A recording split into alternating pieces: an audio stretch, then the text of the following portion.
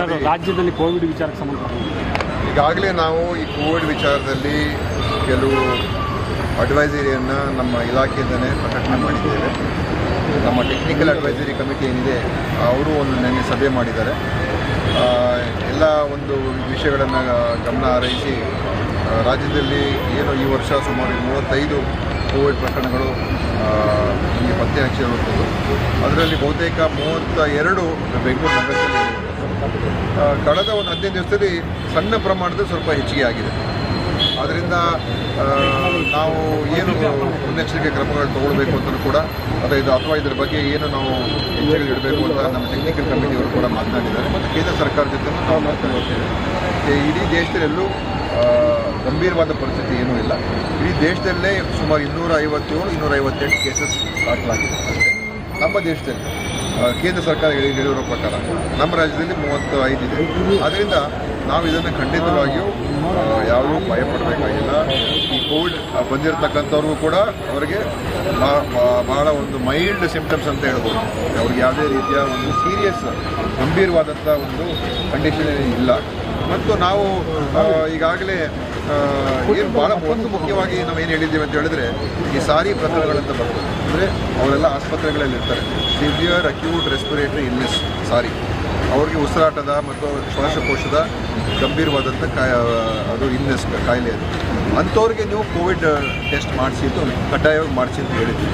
ಅದನ್ನು ಮಾಡಿಸಿ ನಂತರ ಅವ್ರಿಗೆ ಯಾವ ರೀತಿಯಾಗಿ ಪ್ರಕ್ರಿಯೆಗಳು ಪ್ರೋಟೋಕಾಲ್ ಅದ್ರ ಪ್ರಕಾರ ಫಾಲೋ ಮಾಡಿ ಅಂತ ಹೇಳಿದ್ವಿ.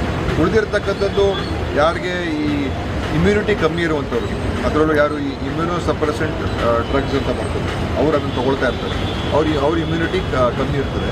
ಸೊ ಅಂಥವರು ಮತ್ತು ಬಾಣಂತಿಯರು ಅಂಥವ್ರಿಗೆಲ್ಲ ಸ್ವಲ್ಪ ನೀವು ಜನ ಹೆಚ್ಚಿರುವಂಥ ಪ್ರದೇಶಗಳಿಗೆ ಹೋದಾಗ ಅಲ್ಲಿ ನೀವು ಮಾಸ್ಕನ್ನು ಧರಿಸಿ ಅಂತ ನಾವು ಹೇಳಿದ್ದೀವಿ.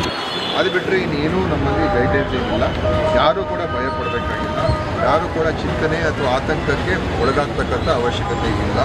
ಎಲ್ಲರೂ ಕೂಡ ಸಹಜ ಜೀವನ ನಡೆಸ್ಬೋದು, ಓಡಾಡ್ಬೋದು, ತಿರುಗಾಡ್ಬೋದು, ಪ್ರವಾಸ ಮಾಡ್ಬೋದು, ಎಲ್ಲ ರಾಜ್ಯಗಳಿಗೂ ಹೋಗ್ಬೋದು, ಎಲ್ಲ ಊರುಗಳಿಗೂ ಹೋಗ್ಬೋದು, ಎಲ್ಲ ಕಡೆ ಹೋಗ್ಬೋದು.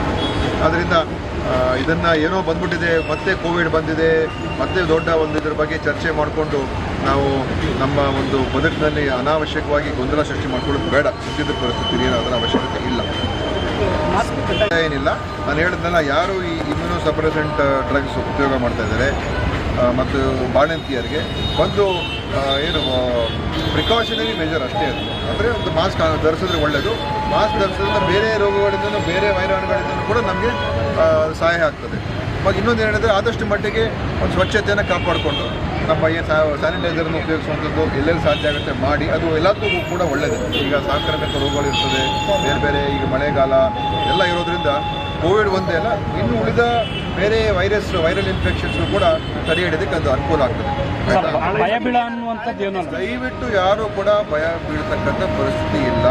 ಕೇಂದ್ರ ಸರ್ಕಾರ ಕೂಡ ಹೇಳಿದರೆ ಇಡೀ ದೇಶದಲ್ಲಿರುವಂಥ ಯಾವುದೇ ಪ್ರಕರಣಗಳಲ್ಲಿ ಗಂಭೀರವಾದಂಥ ಪರಿಸ್ಥಿತಿ ಎಲ್ಲೂ ಕೂಡ ಅವ್ರಿಗೂ ಕೂಡ ಕಂಡು ಬಂದಿಲ್ಲ.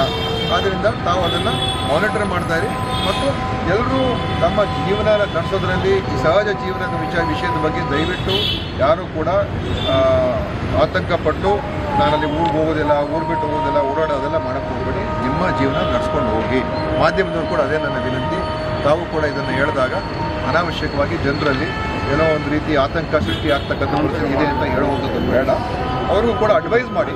ಈ ಥರ ಇಂಥ ಸಂದರ್ಭದಲ್ಲಿ ಎಚ್ಚರಿಕೆಯಿಂದ ಇರೋದು ಒಳ್ಳೆಯದೇ, ಎಲ್ಲದಕ್ಕೂ ಕೂಡ ಒಳ್ಳೆಯದೇ. ಕೋವಿಡ್ಗೆ ಒಂದೇ ಅಲ್ಲ, ಅನೇಕ ರೋಗಗಳಿಗೆ ಅದು ಒಳ್ಳೆಯದು.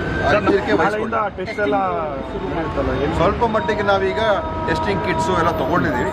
ಎಲ್ಲ ಅವಶ್ಯಕತೆ ಇದ್ದರೆ ಮಾತ್ರ, ಈ ಥರ ಸೀರಿಯಸ್ ಕೇಸಸ್ ಇರ್ತದಲ್ಲ ಅಂಥವ್ರಿಗೆ ಮಾತ್ರ ನಾವು ಟೆಸ್ಟ್ ಮಾಡಿಸ್ತೀವಿ. ಮತ್ತು ಟೆಸ್ಟಿಂಗ್ ಕಿಟ್ಸು ಕೂಡ ತೊಗೊಳಕ್ಕೆ ಹೇಳಿದ್ದೀವಿ. ಆಮೇಲೆ ಏನಾದರೂ ಅವಶ್ಯಕತೆ ಇದ್ದರೆ ಕೆಲವು ಔಷಧಿಗಳನ್ನು ಕೂಡ ಖರೀದಿ ಮಾಡೋದಕ್ಕೆ ನಾವು ಹೇಳಿದ್ದೀವಿ. ಟೆಸ್ಟಿಂಗ್ ಈಗ ಆಸ್ಪತ್ರೆಗಳಿಗೆ ಹೋಗಿ ಕೆಲವು ಮಾಡಿಸ್ಕೋಬೋದು. ಟೆಸ್ಟಿಂಗ್ ಯಾರಾದರೆ ಮಾಡಿಸ್ಕೋಬೇಕು ಅಂತಂದರೆ ಖಂಡಿತ ಅವರು ಮಾಡಿಸ್ಕೋಬೋದು. ನಮ್ಮ ಆಸ್ಪತ್ರೆಯಲ್ಲಿ ಕೂಡ ಬಂದು ಮಾಡಿಸ್ಕೋಬೋದು, ಖಾಸಗಿ ಆಸ್ಪತ್ರೆಯಲ್ಲಿ ಕೂಡ ಮಾಡಿಸ್ಕೋಬೋದು. ಬೆಂಗಳೂರು ಯಾಕಂದರೆ ಸದ್ಯಕ್ಕೆ ಏನೂ ಇಲ್ಲ, ಆ ಥರ ಯಾವುದೂ ಪ್ರತ್ಯೇಕ ವಾರ್ಡು, ಐಸೋಲೇಷನ್ ವಾರ್ಡ್ಸು ಅದು ಇದು ಏನಿರೋದಿಲ್ಲ. ಯಾರು ಕೋವಿಡ್ ಪಾಸಿಟಿವ್ ಆಗಿರ್ತಾರೆ ಅವರು ಅವ್ರ ಮನೆಯಲ್ಲೋ ಅಥವಾ ಅವರ ಆಸ್ಪತ್ರೆಯಲ್ಲಿ ಅವರು ಯಾರ ಜೊತೆನೂ ಕೂಡ ಒಂದು ಜ್ವರ ಕಮ್ಮಿ ಆಗುವವರೆಗೂ ಅವರು ಬೇರೆಯವ್ರ ಜೊತೆ ಸಂಪರ್ಕ ಇಟ್ಕೊಳ್ದೇ ಇರೋದು ಒಳ್ಳೆಯದು.